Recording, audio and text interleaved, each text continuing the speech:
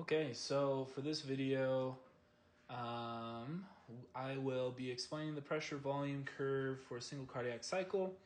I'll include descriptions of inotropy, afterload, and preload. I'll describe the baroreceptor reflex and how it works. I'll also explain the variables that regulate mean arterial pressure, or MAP. I'll explain how the baroreceptor reflex works again, it looks like. Explain the mechanism by which the fluids normally move out of and into capillaries. Then also describe the various forces involved and how these forces differ at the arterial and venous ends of capillaries. And then also give an example of edema and then how it's caused. So starting out, we'll be doing the cardiac. Oh, if it'll work with me. So we'll do the cardiac cycle of left ventricle. So we'll draw, like any ounce physiology, graph. We'll call it our y-axis pressure. It keeps going back to the finger, I don't know why. Pressure in millimeters of mercury. This bottom side, we'll call it volume. We'll be using milliliters. We'll have 10 be around here. 120 be around here. We'll call this 50. And we'll call this 120. So as we're moving along, we have this line right here. We call that our preload.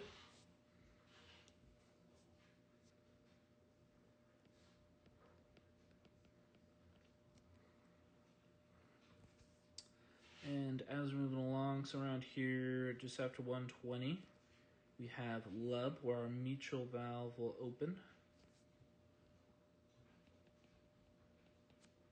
Slash bicuspid.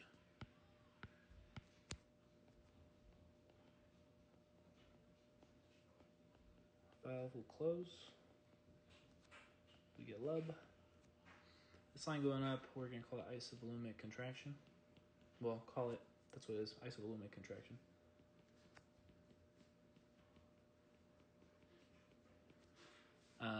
Up here, we'll have what's called the period of ejection.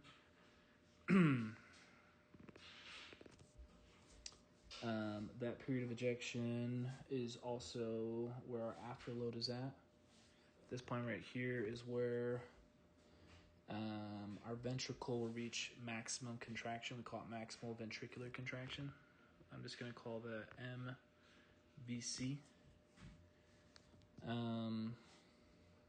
Here our AV opens. And then also at this point, our semilunar or our aortic semilunar valve will close. Semilunar close slash dub. Lub dub.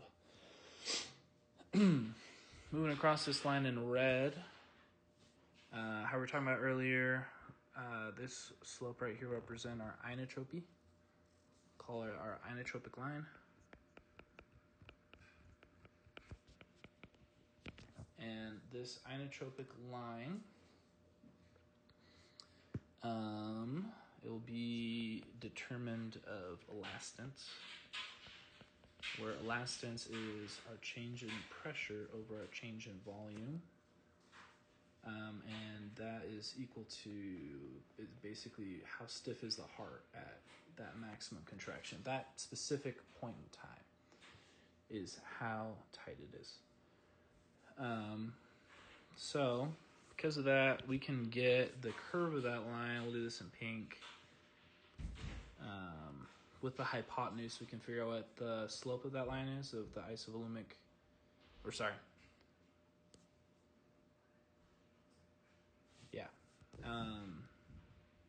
my laser pointer?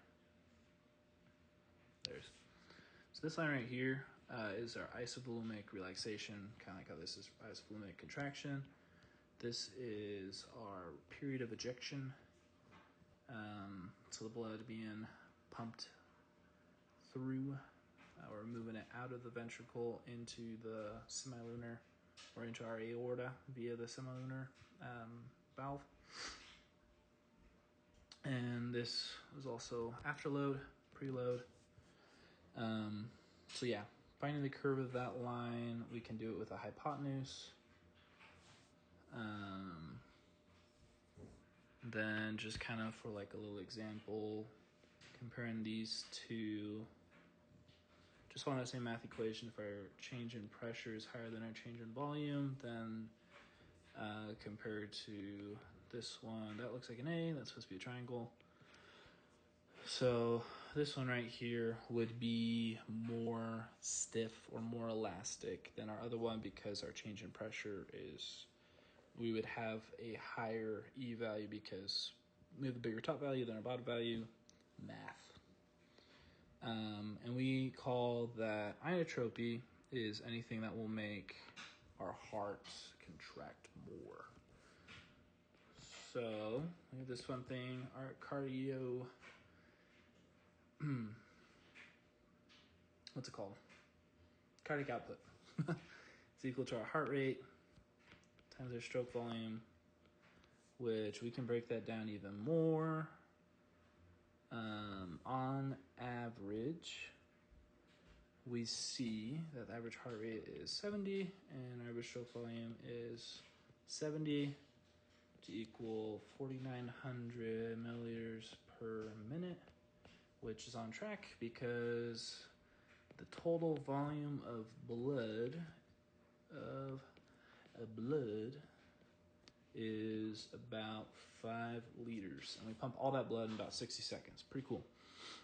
So if we have a decrease slope in our inotropic line, then our stroke volume will be decreasing because this will become less steep, crunch up this area. Oh, sorry, I forgot this. This is importante. So here are the end of systole. Here we have the end of diastole, or end systolic volume, and end systolic stroke volume and diastolic stroke volume. So our true stroke volume, because those two subtracted from the other, we'll write it out. And stroke volume, and then end stroke volume. So those minus together will give us our true stroke volume that we used in this equation here for our cardio output. So yeah, moving through, we have our first stage of RA subluminal contraction. Moving up here, our volume will remain constant while the pressure rises rapidly. It'll end when our aortic or semilunar valve will open here. We get our dub. So yeah, when it's ejected, or sorry, aortic valve. No, wait. Yes. So AV node, mutual bicuspid over there. Our semilunar valve will open here. We got period of ejection. Ventricular volume will decrease, as we're seeing here. We're decreasing our volume as pressure will continue to rise. Then we fall slightly. And it ends when our aortic valve closes. We get dub. And then we go down into the mitral valve, opens, allows blood to fall into the ventricle, and then we do it all over again. Like I was saying earlier, inotropy also can be interchangeable with contractibility. We're referring to the strength of our ventricular contraction. We get the max ventricular contraction right at that point right there. Our semilunar valve closes. Our afterload is the resistance that the heart must pump against. Again, right here, that's our afterload. Preload is the initial settings. So it's right, that line right there is our preload. And these can all change depending upon how we change inotropy and some other things. An increased preload will ultimately lead to a larger stroke volume. And we will cover that during the Starling's law, which simplified Starling's law is that the heart will pump what it gets. That is Starling's law. Another way of saying it is the length tension relationship. So yeah, higher preload, we're increasing our venous return, doing all other stuff. Sorry, going too far ahead. With our afterload, if we were to increase our afterload, it'll reduce our stroke volume.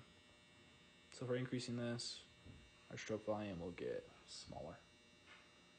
And then that'll reducing that stroke volume because we're increasing the end systolic volume. So this will get bigger, which in total will get our stroke volume to be smaller. So yeah. Wait, no.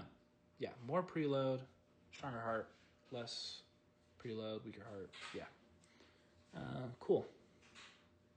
So if after, like we were saying earlier, afterload increases, stroke volume will go down. To reflect with stroke volume, we increase entropy, decrease afterload, or increase preload. That's kind of how we can change the stroke volume, and then that'll lead to different changes as we go along.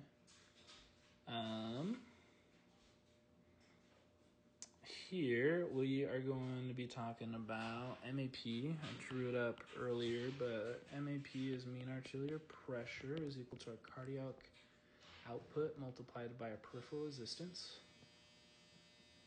And as we read in the cardiac output is going to be our stroke volume times our heart rate, and our peripheral resistance is where it gets interesting. Simplified, where the Shaw showed us that it is this equation right here.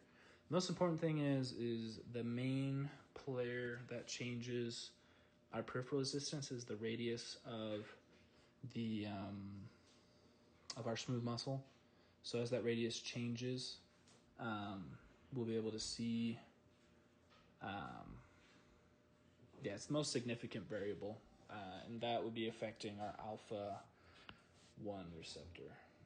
Receptor will affect the size of that radius. So, yeah, V stands for viscosity, how thick the blood is. If it's a little bit thicker, then we ultimately get higher peripheral resistance. Same with the distance will also increase peripheral resistance. By distance, I'm talking the length of it. And pi is a constant, so that's always going to stay the same, so that doesn't really affect anything. But yeah, just once again, change the radius is the biggest impactor, and that's via the alpha-1 receptor of how we change it. So we'll be drawing out another equation, which is our flow rate is equal to the units of flow rate is milliliters per minute. And then what that can look like is our change in pressure. I keep drawing things that look like A's when they're not A's. It's supposed to be a triangle. I can draw a delta, I swear. I passed elementary geometry. Yeah. So, so our flow rate is equal to our change in pressure over our peripheral resistance. And that will form our pressure gradient. Sorry, my wife's listening to Reddit stories in the background, so if you're getting a little bit of that, it might be funny, but it's the best I can do. So, changing gears, we're going to be talking about Poiseuille's law, which I don't know if I'm pronouncing his name right. Probably not. He's probably rolling in his grave. But this is what's called. We're combining Frankenstein those two reactions together. That's what he did. Where we get our change in pressure, change in P, times pi r to the fourth over 8 VL will be equal to our cardiac output. So that's another way that we can be able to figure those ones out. Here, we're going to talk about baroreceptors. It's not two R's, it's just one. I want to call it like a baroreceptor, but it's baroreceptor.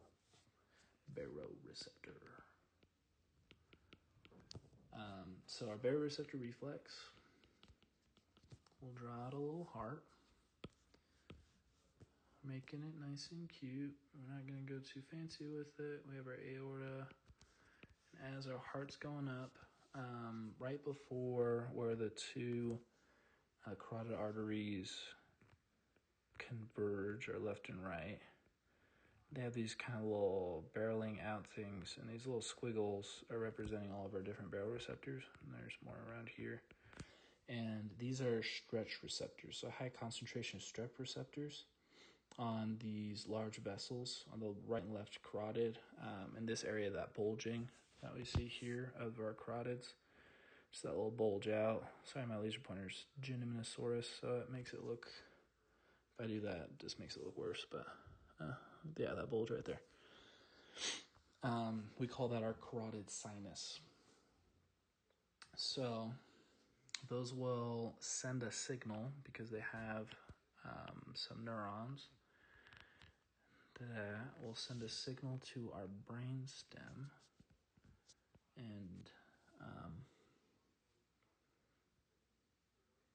yeah, that's gonna be our brain stem, and I should have made that go a little bit further out.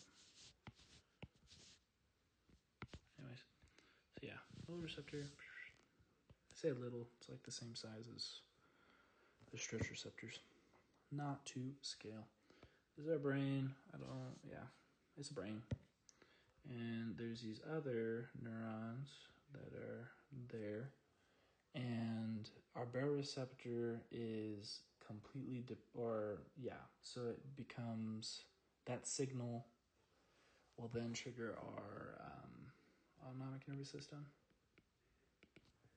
And we can increase and decrease our heart rate via the parasympathetic and sympathetic receptors.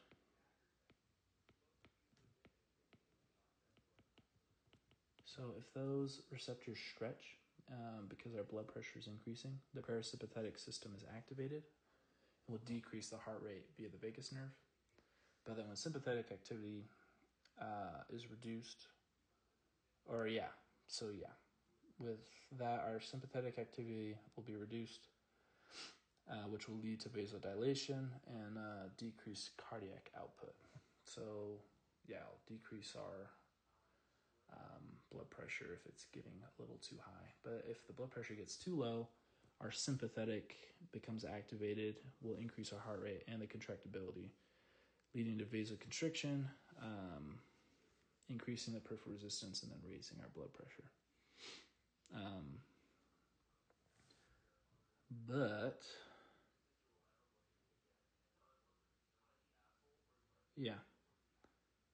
So do that lots of different ways. One of the ways that it can do it is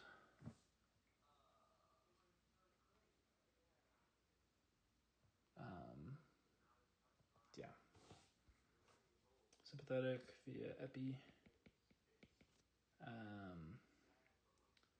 and we can increase our heart rate and vasoconstrict, like we were saying earlier.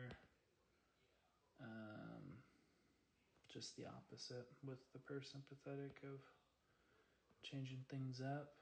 Another thing that we're introducing that we're going to go over again is the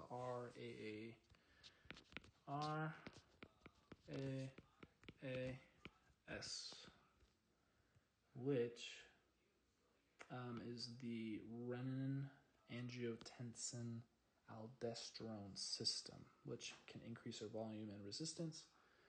The way that it does that is we have a kidney.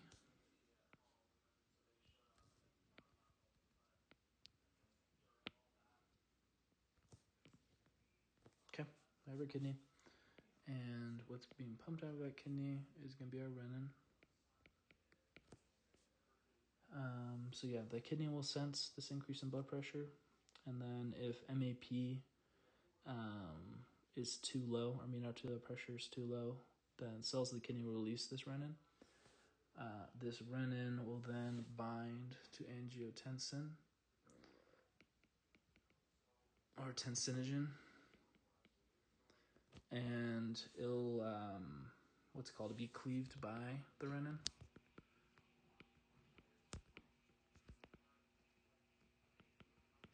Not penin, renin. And the renin will then lead to angiotensin 1. We'll just call it ANG1. In the lung, ANG1 via an enzyme called ACE will convert angiotensin 1. ACE is called the angiotensin converting enzyme. That's the name of the enzyme. It'll convert it to angiotensin 2, which this will increase our thirst. And it'll cause vasoconstriction.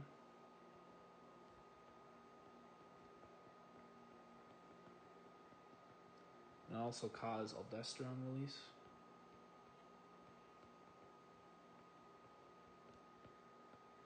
So aldosterone release will causes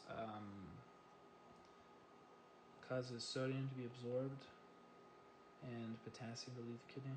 Sodium absorbed, potassium to leave, which this will cause an increase in the blood pressure, but also cause us to increase or to keep our water. And keeping that water will increase our blood pressure because we're increasing preload. And yeah, that's our the RAS system. A new thing that we're going to be talking about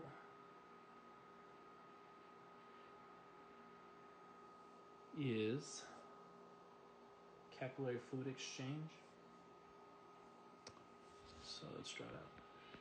Capillary fluid exchange. So our capillaries get increasingly smaller and smaller as we go along. We can show this on a graph where with our blood vessels they get increasingly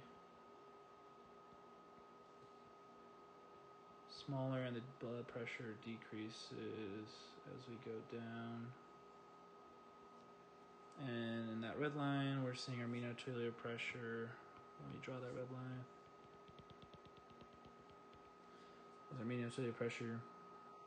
And once we get down to this bottom area right here, we're talking about veins. Here in this area, we're talking capillaries, arterioles, and then our large arteries are around there. They're at the highest pressure. So we're going to zoom in on a capillary. Fairly low in pressure, not zero. So we have an arterial end, and we have a basilar end. Basilar end is the second portion I'm drawing. So then we have these little cells surrounding.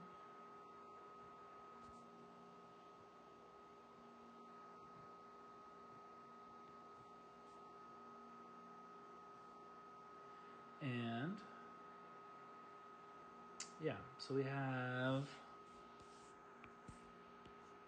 right here is we call that our precapillary sphincter. We have our MAP traveling down. As it moves down, it'll cause that sphincter to constrict. And what we get is this net flow this way. And then our first pressure that we're going to talk about is HP. HP stands for hydrostatic pressure, pushes fluid out of the capillaries. And it's around 30 milligrams or 30 millimeters of mercury. It's that pressure.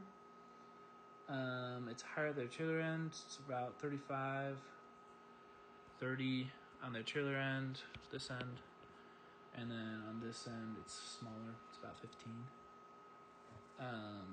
We have our colloid osmotic pressure, it's made of individual different ones. These cells, they'll naturally give off, what's it called? Like potassium. They'll have just different ions that gets dumped just via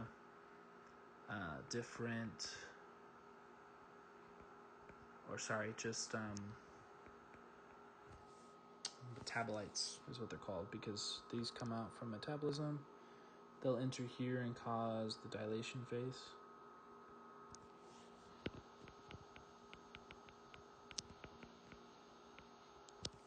Some things we have are potassium, hydronium, or protons, lactate, and then carbon dioxide. Those all get dumped out from these cells right here.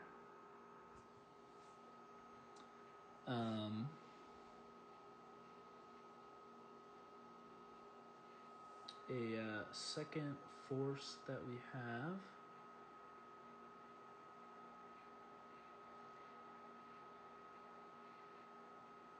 is because of these little pressures around here, we have a force that causes our blood to move out because there's a bunch of proteins around there. We call this ICOP. It's blood out due to proteins in the interstitial space. We have BCOP, which is blood entering or wanting to enter. And our BCOP is about 28 millimeters of mercury. Our ICOP is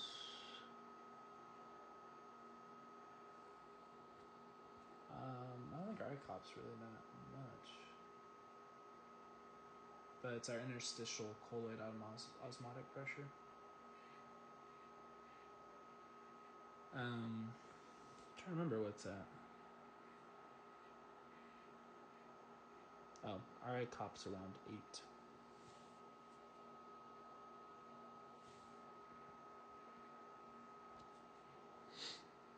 And that's going out. And then we have our IFP. IFP is our interstitial fluid pressure from lymphatic cells.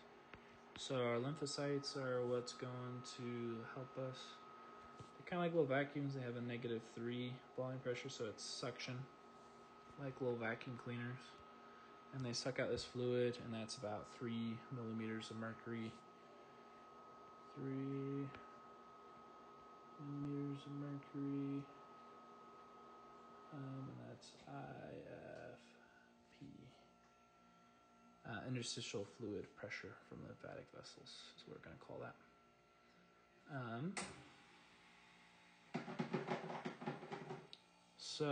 If there's not enough oxygen, these contractile muscle cells are increasing the sympathetic nervous system. We'll have a release of norepinephrine. We'll have alpha-1 beta receptor. Blood cells shrinks. The blood will shrink, and then that's how we're releasing these different metabolites from these cells. The ones that are permeable is sodium, calcium, amino acids, which we know because they're permeable, they don't have any effect on the osmosis. But our non-permeable albumin, it does. It drives the movement of water. Albumin is just chilling around in the blood. I'll draw it in purple. This is our albumin. It's a little protein. We're a fairly big protein, and that's our colloids, and that's where our BCOP comes from. Is it's driving water into the cell because we have that high concentration of those proteins. Just for a recap, for our different pressures, we got one, which is our hydrostatic. pressure, which is blood out. We have our BCOP, which is driven by albumin. Being inside the capillaries, it's non-permeable, so it can't leak out. So that is blood in. We have our ICOP, which is blood out due to the interstitial proteins, because these can burst. That's them lysing. And then they'll dump out histine, and histine is a protein. So because there's a lot of proteins out here, water wants to come out. That 8 milliliters, or that, sorry, ICOP can change if those were to burst. But naturally, just those proteins being there, it's blood out. Blood out from proteins, interstitial space. And finally we have 4, it's our IFP, which is our interstitial fluid pressure, interstitial fluid pressure from lymphatic vessels. And that's about 3 milliliters mercury.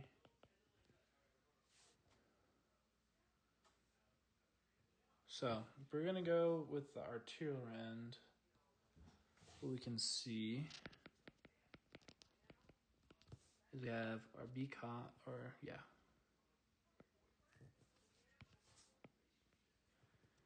we got, jeez, come on. We got in, we have out. The only thing we really have that's coming in is our BCOP, which is about 28. Out we have ICOP, which is about 8.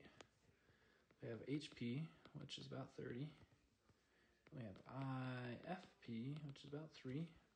So we're seeing 41 to 28. So on the arterial end, we want more blood to go out, net force that way by about 13 milliliters mercury.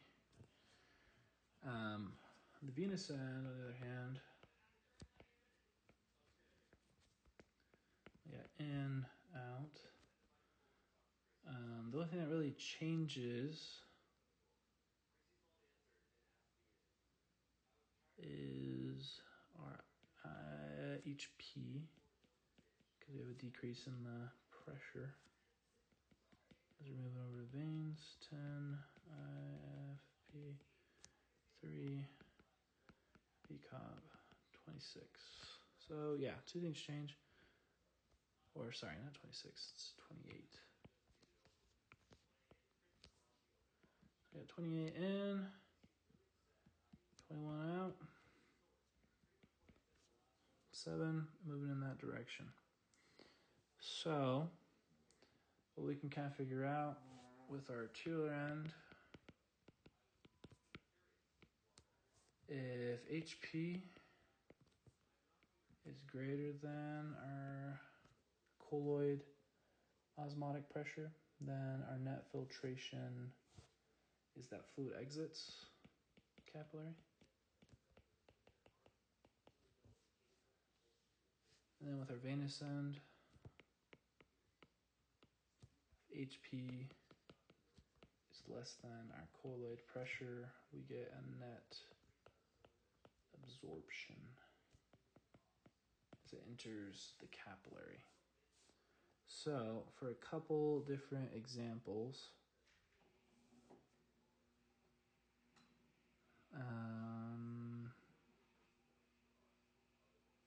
so what we'll be doing is, let's say with an edema we have, which an edema is just a swelling. Big one we can have is like a congestive heart failure, which can cause a pulmonary edema or swelling, or excessive filtration of fluid into the lung tissues. That's due to the increased venous pressures in the pulmonary capillaries. So because of that, we'll see that more fluid is going to be leaking out to the tissues and not being absorbed or staying inside the capillary. So because of that, we have an edema form in the lungs because that fluid is exiting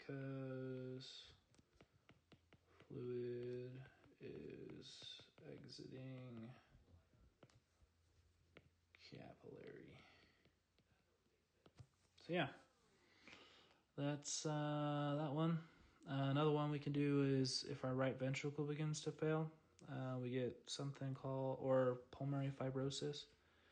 We have a decrease in our preload, and that'll back up everything. So that backup will also cause for more fluid to be released to the tissues. So swollen feet is usually like a telltale sign of, unusually swollen feet is one of the signs of right-sided heart failure. So, yeah, that is our stuff for today.